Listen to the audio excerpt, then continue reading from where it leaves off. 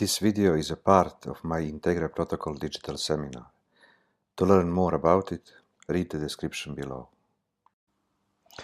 The difference between identities and content. We said that the mind content is the four elements: images, thoughts, emotions, and body sensations. We also said that identities are thoughts and emotions we identify with. How do we differentiate one from the other, mind content from the identities? Strictly speaking, identities are also mind content. However, there is a difference in perception. We are identified with identities. We don't differentiate ourselves from our identities, while we perceive mind content separately from ourselves. If I feel sadness and you ask, do you feel sadness or are you that sadness? You can get two possible answers. One, I feel sadness, I am not that sadness. In this case, sadness is the mind content, not an identity. Two, I am that sadness. In this case, I am identified with sadness. To repeat, strictly speaking, identities are also the mind content, but 1.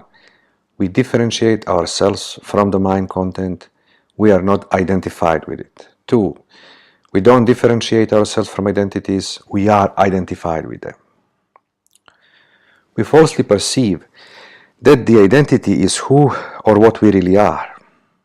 Think about the subject and the object. If I look at an apple, the apple is the object and I am the subject. And I, the subject, am perceiving the object, apple, from a certain identity. There cannot be one without the other. If there is an object in consciousness, there must be an identity as well, from which the consciousness is perceiving the object. When we direct our attention to any internal or external object, we can be sure that we have also activated an identity just by perceiving the object. If I feel anger, that's my object and I am the subject, perceiving the anger from a certain identity. Now, if I shift my attention from the anger, object, to myself, subject, and if I feel myself, if I feel that particular version of me, if I feel my identity, if I feel what kind of person I am as I feel the anger, I can verbalize the identity, I can make it conscious. That's the key, to learn to shift attention from the object, content, to the subject, myself, and to recognize and verbalize the identity I am currently in. We will begin to do that in the next video titled Introductory Exercise. I recommend you study the methods in the right order: basic, standard, and advanced. To be able to do the advanced method, you will need to be able to verbalize identities fluently, and that ability will develop quickly if you study the methods in the right progression.